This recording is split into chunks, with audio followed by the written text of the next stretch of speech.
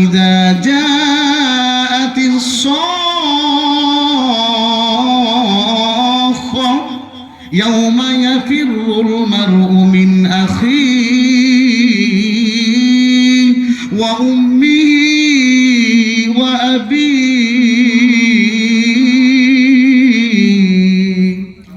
আল্লাহ তাআলা ডাক দিয়ে বলতেছে, বান্দা রে, ফাইদা জাআতিস সাখা, ওই কিয়ামতের ময়দানে কান ফাটানো বিকট একটা শব্দ হবে।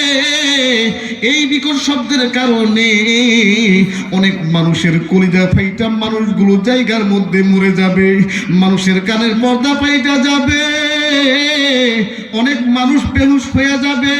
কিয়ামতের দিন যখন কান ফাটানো বিকট একটা শব্দ আসবে, মানুষগুলো পাগলের মতন শুধু উপর দিকে তাকায় দৌড়াইতে থাকবে। আসমানটা বান্দার চোখের সামনে চূর্ণ বিচূর্ণ হয়ে যাবে, জমিনগুলা পাহাড়গুলা তুলার মতন উঠতে থাকবে, বান্দাগুলা পাগলের মতন হয়ে যাবে। সেদিন আল্লাহ তাআলা জমিনের জবানটা খুইলা দিবে, সেদিন আর মানুষের মুখ দিয়ে কথা বের হইবে না।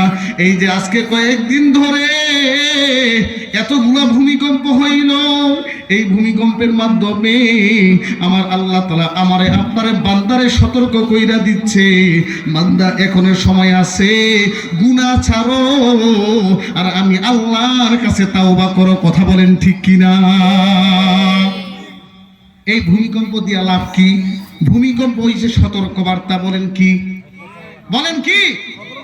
ভূমিকম্প হইল সতর্ক বার্তা। একবার, দুইবার, তিনবার না, এক সপ্তাহের মধ্যে 7 বার ভূমিকম্প হয়েছে। আরে আমরা যখন ছোট ছিলাম, আপনারাও যখন ছোট ছিলেন, 5 বছর 7 বছরের মধ্যে ভূমিকম্প দেখা যায় না। কথা বলেন ঠিক কিনা? 2-3 বছর গেছে, ভূমিকম্পর খবর নাই। এই এক সপ্তাহের মধ্যে 7 বার ভূমিকম্প হয়েছে। গত শুক্রবারের আগের শুক্রবারে সকাল 10টা 36 5.7 মাত্রা ভূমিকম্প হয়েছে। মাত্র 1.5 সেকেন্ড ভূমিকম্প হয়েছে। বাংলাদেশের মধ্যে 10 জন মানুষ মারা গেছে, শত শত মানুষ আহত হয়েছে, অনেকগুলো বিল্ডিং ধসে পড়ছে, বিল্ডিং গুলো ভাঙা গেছে। আল্লাহ তাআলা বুঝাইছে, বান্দা আমি আল্লাহ তাআলা 1.5 সেকেন্ডের ভূমিকম্পের মাধ্যমে কত বান্দারে আহত করলাম, কত বান্দার বিল্ডিং গুলো ভাঙা পড়ছে। আমি আল্লাহ যদি তোর উপর রাগ হইয়া রে বান্দা, আমি আল্লাহ যদি 10 সেকেন্ড ভূমিকম্প দিতাম, আমি আল্লাহ 2 সেকেন্ড ভূমিকম্প না দিয়ে যদি 15 সেকেন্ড ভূমিকম্প দিতাম, বান্দা এই দুনিয়া আর থাকতো না। কথা বলেন ঠিক কিনা? বলেন মাত্র কয় সেকেন্ড? 1.5 সেকেন্ড। 1.5 সেকেন্ড 2 সেকেন্ডের ভূমিকম্পে বাংলাদেশের অনেকগুলা বিল্ডিং ভেঙে পড়ছে। আর যদি আল্লাহ তাআলা রাগ কইরা 10 সেকেন্ড ভূমিকম্প দিত, মনে হয় বাংলাদেশ থাকতো না, মাটি ফেইটা বাংলাদেশ ঢুকে যাইত, বিল্ডিং গুলা থাকতো না, ঢাকা শহরের একটা বিল্ডিংও থাকতো না। মানুষগুলা দেখবেন, এই যে মাত্র 2 সেকেন্ডের ভূমিকম্প হয়েছে, যদি এমন করে আর 5 সেকেন্ড হইতো, অনেক মানুষ হার্ট অ্যাটাক করে মারা যাইতো। কথা বলেন ঠিক কিনা? স্ট্রোক করে মারা যাইতো। আমার অবস্থাই তো খারাপ হয়ে গেছে, আমি খাট থেকে নাইমা দৌড়। মাত্র 1.5 সেকেন্ডের ভূমিকম্পে মাথা নষ্ট, সেন্স কাজ করে না। যেদিন আপনার সামনে আসমান ভেঙে পড়বে, পাহাড় তুলা মতন উড়বে, সেদিন আপনার কি অবস্থা? কেউ কাউরে সেদিন চিনবে না। সন্তান তার মারে চিনবে না, মা বাবা তার সন্তানরে চিনবে না, ভাই ভাইরে চিনবে না, স্বামী তার স্ত্রীরে চিনবে না, বন্ধু তার বন্ধুরে চিনবে না। কারণ ওই দিন মানুষগুলা পাগলের মতন দৌড়াইতে থাকবে, বিকট একটা আওয়াজ আসবে। আল্লাহ তাআলা ডাক দিয়ে বলতেছে, বান্দা ওই কিয়ামতের ময়দানে ইদা যুলজিলাতিল আরদু জিলজালাহা, যখন কিয়ামতের দিন আমি আল্লাহ তাআলা জমিনটারে এইভাবে কম্পন লাগায় দিব। কিভাবে? জমিনটারে আমি আল্লাহ তাআলা যখন কম্পিত করবে, আমি আল্লাহ তাআলা জমিনটারে যখন নাড়ায় দিব, ওয়া আখরাজাতিল আরদু আফকালাহা, জমিনের ভিতরে যা কিছু আছে সবগুলো উপরের দিকে চলে আসবে।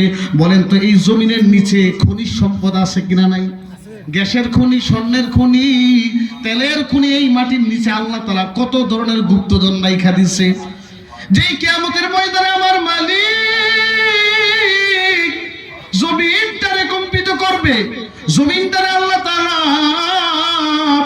এইভাবে নাড়া দিবে, দেখবেন ঘরের মধ্যে আমাদের মা বোনরা চাউল আছে না, এই চাউল আছে না, চাউল দেখবেন নিয়ে যখন এইভাবে নাড়ায়, চাউল নাড়া দিলে ভিতর থেকে ময়লা বের হয়। কথা বলেন ঠিক কিনা? আমার মালিক আল্লাহ কিয়ামতের দিন যেদিন জমিনটারে কম্পিত করবে, জমিনটারে যখন নাড়া দিবে, জমিনের তলদেশ থেকে যা খাজনা ভান্ডার সব জমিনের উপর চলে আসবে। জমিন আর সেদিন স্থির থাকবে না। জমিনের জবান খুলে দিবেন কে? বলেন না কে? আল্লাহ তাআলা এই কথাই বলছে, ইদা জুলজিলাতিল আরদু জিলজালাহা ওয়া আখরাজাতিল আরদু আথকালাহা ওয়া ক্বালাল ইনসানু মা লাহা।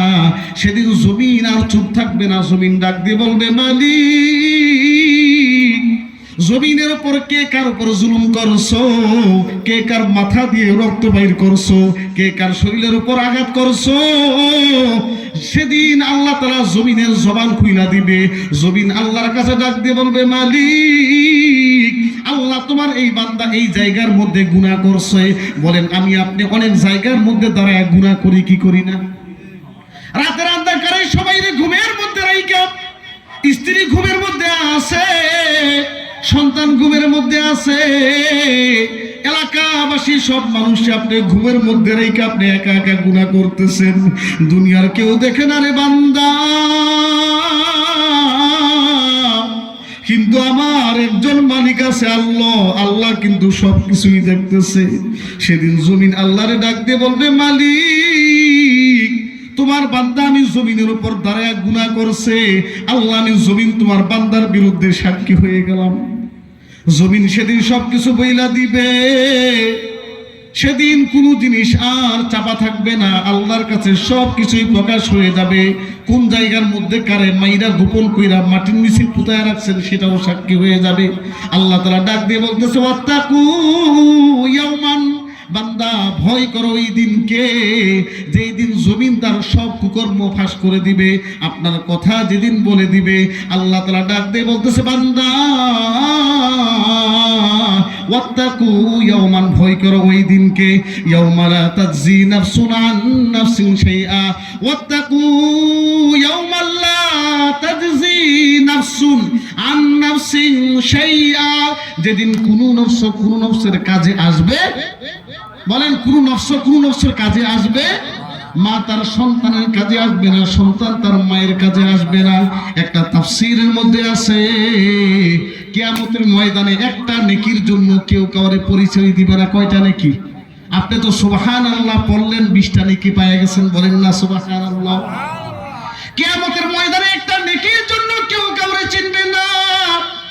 সন্তান তার মারে চিনবে না, মা তার সন্তানরে চিনবে না, বন্ধু তার বন্ধুরে চিনবে না, ভাইরে দেখে ভাই দৌড় মারবে, বাবা তার সন্তানরে দেখা দিবে একটা দৌড়। কারণ বাবা মনে মনে ভাববে, আমি যদি আমার সন্তানরে সন্তান বইলা পরিচয় দেই, না জানি আমার নেকিগুলা সওয়াবগুলা তারে দিয়ে দেওয়া লাগে। কথা বলেন ঠিক কিনা? একজন বান্দার এমন একটা মজার একটা ঘটনা আছে, একজন বান্দার 99টা নেকি। বলেন কয়টা নেকি? 99টা নেকি। 100 নেকি হইলে ওই বান্দা জান্নাতে যাবে। সুবহানাল্লাহ পড়েন। তাহলে 99টা নেকি আছে, 100টা নেকি পরিপূর্ণ হইলে আল্লাহ জান্নাত দিবে। কয়টা নেকি বাকি? একটা নেকি বাকি। ওই বান্দা জাহান্নামের সামনে দাঁড়ায় আছে, জান্নাতের দরজার সামনে দাঁড়ায় থাকবে। আল্লাহ বান্দারে ডাক দিয়ে বলবে, বান্দা যাও যাও, একটা নেকি তুমি নিয়ে আসো। তোমার মায়ের কাছে, বাবার কাছে, বন্ধুর কাছ থেকে তুমি যেখান থেকে পারো একটা নেকি নিয়ে আসো। এই সন্তান দৌড়ে যাবে মায়ের কাছে, বাবার কাছে দৌড়ে যাবে, ওয়া উম্মিহি